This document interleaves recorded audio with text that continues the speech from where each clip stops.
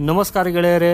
ನಮ್ಮ ಪೌರಾಣಿಕ ಗ್ರಂಥಗಳಲ್ಲಿ ಇಂದಿನ ಆಧುನಿಕ ಯುಗದಲ್ಲೂ ನಂಬೋದಕ್ಕೆ ಕಷ್ಟಕರವಾದ ಹಲವು ವಿಶಿಷ್ಟ ವಿಷಯಗಳಿವೆ.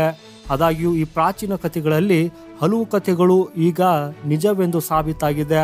ಪ್ರಪಂಚದಾದ್ಯಂತದ ವಿಜ್ಞಾನಿಗಳು ಒಂದು ಕಾಲದಲ್ಲಿ ಊಹಿಸೋದಕ್ಕೆ ಸಾಧ್ಯವಾಗದ ಸಾಧನೆಗಳನ್ನು ಈಗ ಸಾಧಿಸುತ್ತಿದ್ದಾರೆ.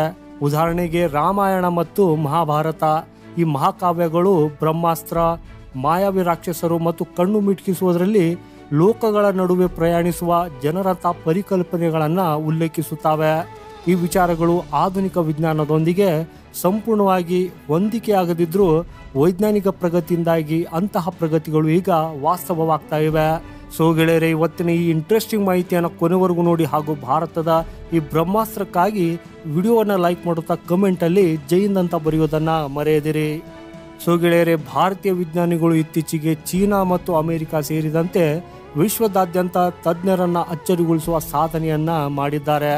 ಭಾರತೀಯ ವಿಜ್ಞಾನಿಗಳು ಗಂಟೆಗೆ 12,144 ಕಿಲೋಮೀಟರ್ ವೇಗದ ಆಧುನಿಕ ಬ್ರಹ್ಮಾಸ್ತ್ರವನ್ನ ಅಭಿವೃದ್ಧಿಪಡಿಸಿದ್ದಾರೆ.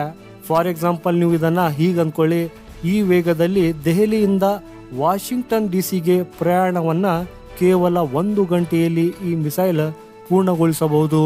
Long range anti ship missile LRASHM ಎಂದು ಕರೆಯಲ್ಪಡುವ ಈ ಆಯುಧವು ರಕ್ಷಣಾ ಸಂಶೋಧನೆ ಮತ್ತು ಅಭಿವೃದ್ಧಿ ಸಂಸ್ಥೆ DRDO ಅಭಿವೃದ್ಧಿಪಡಿಸಿದೆ. ಇದು ಹೈಪರ್ಸೋನಿಕ್ ಗ್ಲೈಡ್ ಕ್ಷಿಪಣಿಯಾಗಿದೆ.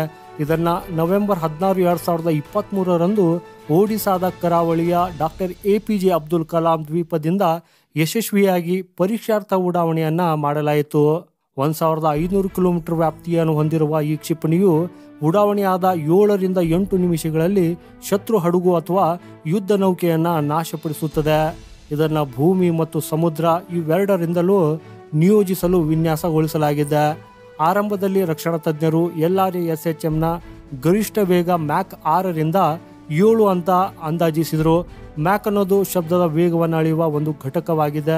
ಒಂದು ಮ್ಯಾಕ್ ಗಂಟೆಗೆ 1,235 ಕಿಲೋಮೀಟರ್ಗೆ ಸಮನಾಗಿರ್ತದೆ.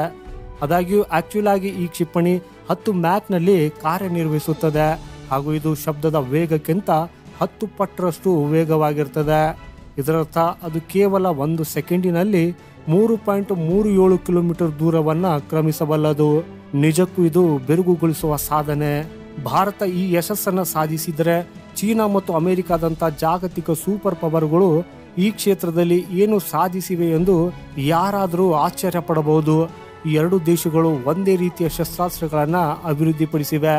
ಉದಾಹರಣೆಗೆ ಚೀನಾದ DF-17 ಕ್ಷಿಪಣಿ, ಇದು ಮ್ಯಾಕ್ 10 ರಿಂದ 12 ವೇಗವನ್ನು ತಲುಪುತ್ತದೆ ಮತ್ತು 1,000 ಕಿಲೋಮೀಟರ್ ವ್ಯಾಪ್ತಿಯನ್ನು ಹೊಂದಿದೆ.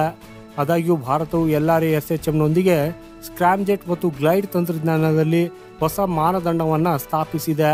ಈ ಕ್ಷಿಪಣಿ ಹಾರಾಟದ ಸಮಯದಲ್ಲಿ ಬೆಂಕಿಯ ಉಂಡೆಯಾಗಿ ಬದಲಾಗದಂತೆ ನೋಡಿಕೊಳ್ಳಲು ತೀವ್ರ ತಾಪಮಾನವನ್ನು ತಡೆದುಕೊಳ್ಳೋದಕ್ಕೆ ಸ್ಪೆಷಲ್ ಹೀಟ್ ರೆಸಿಸ್ಟೆನ್ಸ್ ಮಟೀರಿಯಲ್ ಅನ್ನು ಅಳವಡಿಸಲಾಗಿದೆ.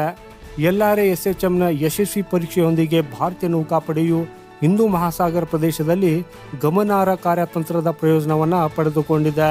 ಈ ಪ್ರದೇಶದಲ್ಲಿ ಚೀನಾದ ಹೆಚ್ಚುತ್ತಿರುವ ಪ್ರಭಾವವನ್ನು ಎದುರಿಸುವುದಕ್ಕೆ ಈ ಕ್ಷಿಪಣಿ ವಿಶೇಷವಾಗಿ ಮುಖ್ಯವಾಗಿದೆ. ಉದಾಹರಣೆಗೆ ಪಾಕಿಸ್ತಾನದ ಕರಾಚಿ ಬಂದರಿನ ಬಳಿ ಇರುವ ಯುದ್ಧ ನೌಕೆ ಭಾರತವನ್ನು ಗುರಿಯಾಗಿಸಲು ಉದ್ದೇಶಿಸಿದರೆ LRASHM ಮುಂಬೈ ಕರಾವಳಿಯಿಂದ ಕೇವಲ 4 ರಿಂದ 5 ನಿಮಿಷಗಳಲ್ಲಿ ಅದನ್ನು ತಟಸ್ಥಗೊಳಿಸಬಹುದು. ಭಾರತವು ಸದ್ಯಕ್ಕೆ ಚೀನಾ ಮತ್ತು ಪಾಕಿಸ್ತಾನದಿಂದ ಈ ಕಡಲ ಬೆದರಿಕೆಗಳನ್ನು ಎದುರಿಸುತ್ತಿದ್ದು, ಈ ಹೈಪರ್ಸೋನಿಕ್ ಕ್ಷಿಪಣಿ ತಂತ್ರಜ್ಞಾನವು ಗೇಮ್ ಚೇಂಜರ್ ಆಗಿ ಮಾಡಲಿದೆ.